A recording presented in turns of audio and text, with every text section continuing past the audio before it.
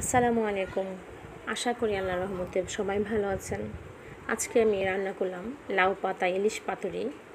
এই লাউ পাতা ইলিশ পাতুরিটা খেতে ভীষণ টেস্টি হয়। অনেকে হয়তো এভাবে রান্না করে খেয়েছেন, এভাবে তৈরি করে খেয়েছেন ইলিশ মাছটা। যারা খাননি তারা অবশ্যই ট্রাই করবেন। এভাবে লাউ পাতায় মুড়িয়ে ইলিশ মাছটা রান্না করলে অনেক বেশি মজা লাগে। আমার কাছে ভীষণ ভালো লেগেছে। আমি এর আগেও এভাবে লাউ পাতা ইলিশ পাতুরি রান্না করে খেয়েছিলাম, আমাদের কাছে ভীষণ ভালো লেগেছে। আশা করি আপনাদের কাছেও ভালো লাগবে। আমি লাউ পাতা ইলিশ পাতুরিটা কিভাবে রান্না করলাম সেটা আপনাদের সাথে শেয়ার করব। আশা করি সম্পূর্ণ ভিডিওটি দেখবেন। চলুন তাহলে আমরা রান্নায় চলে যাই। আমি এখানে 5 পিস ইলিশ মাছ নিয়েছি। মাছগুলিকে আমি খুব ভালো করে ধুয়ে পরিষ্কার করে নিয়েছি।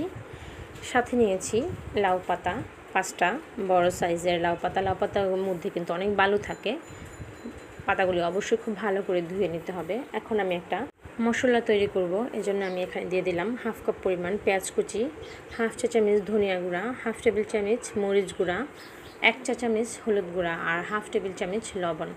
মরিচটা লবণটা আপনাদের স্বাদ অনুযায়ী ব্যবহার করবেন। সাথে দিয়ে দিব সরিষা পেস্ট হাফ কাপ পরিমাণ। আমি সরিষাটা যখন ব্লেন্ডার করে নিয়েছি তার সাথে আমি 3 কোয়া রসুন দিয়ে দিয়েছিলাম। এই রান্নাতে রসুনের পরিমাণটা একটু বেশি হবে।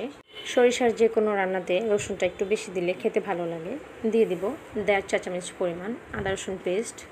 এখানেও আমার আদার সাথে রসুন মেশানো আছে, রসুনটা আমি একটু বেশি দিলাম। আপনারা যদি দিতে না চান তাহলে রসুন আর আদা সমান সমান করে দিবেন।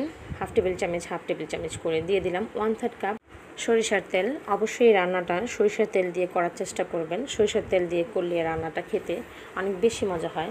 এখন সমস্ত মশলাগুলি একসাথে হাত দিয়ে খুব ভালো করে মেখে নিব।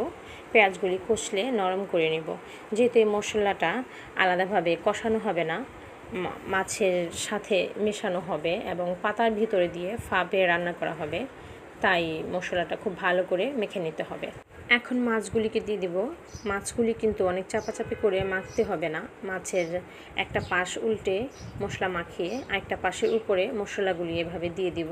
এভাবে করে মাছগুলিকে মাখিয়ে মশলাগুলির সাথে আমি মাছটাকে রেস্টে রেখে দিব।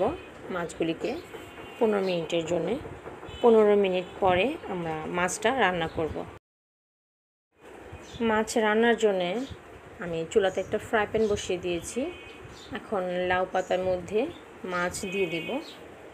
আমি কিভাবে কাজটা করছি সেটা দেখিয়ে দিচ্ছি, আপনাদের সুবিধে হবে। লাউ পাতার উপরে এভাবে 1 পিস মাছ নিয়ে তার উপরে পর্যাপ্ত পরিমাণে মশলা দিয়ে দেব, যতটুকু আপনারা দিতে চান।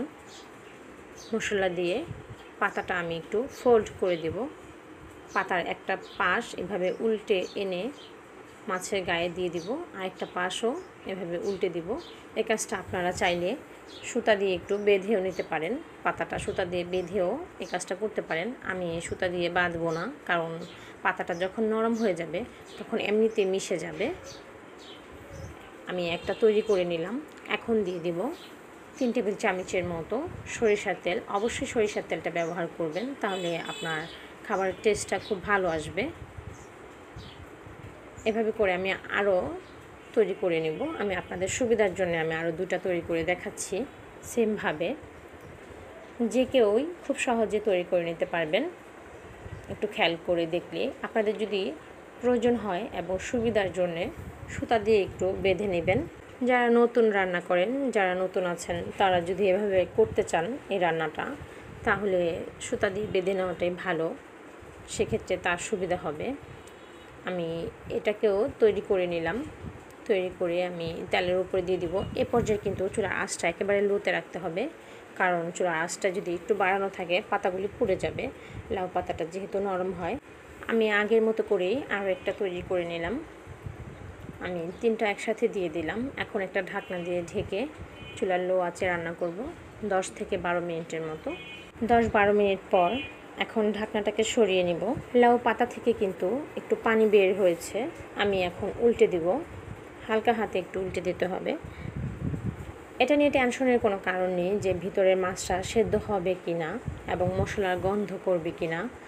মশলার গন্ধও আসবে না এবং ভেতরের মাছটাও খুব সুন্দরভাবে সেদ্ধ হয়ে যাবে। ইলিশ মাছ অনেক নরম মাছ, এটা একটু ফাঁপেই সিদ্ধ হয়ে যায় এবং লাউ পাতাটাও নরম। আর মশলাটা আমরা খুব ভালো করে মাখিয়ে ম্যারিনেট করে রেখেছিলাম, সেক্ষেত্রে মশলার কাঁচা গন্ধ থাকার কোনো চান্স নেই। এখন আরও একটু ঢেকে দিলাম 10 মিনিটের জন্যে। 10 মিনিট পর ঢাকনাটাকে সরিয়ে নেব। আমাদের লাউ পাতা ইলিশ মাছের পাতুরি কিন্তু হয়ে গেছে। আমি এগুলিকে তুলে নিব। এগুলিকে তুলে নিয়ে আমি এরকম করেই আরও যে 2টা বাকি আছে ওগুলোকেও আমি এভাবে লাউ পাতায় মুড়িয়ে সেমভাবে ভেজে নেব। আমাদের যে আরও 2টা মাছ বাকি ছিল সেগুলোকে আমি ভেজে নিয়েছি। এখন আমি এগুলি উঠিয়ে নেব।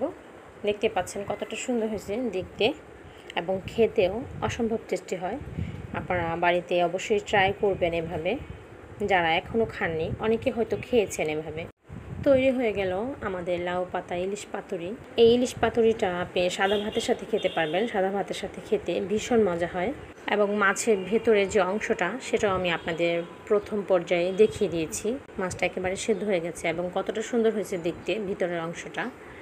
আশা করি আমার রেসিপিটি আপনাদের ভালো লাগবে। আমার রেসিপিটি যদি ভালো লাগে আমার চ্যানেলটাকে সাবস্ক্রাইব করবেন, লাইক কমেন্ট করবেন, শেয়ার করবেন ফ্রেন্ডস এবং ফ্যামিলির সাথে।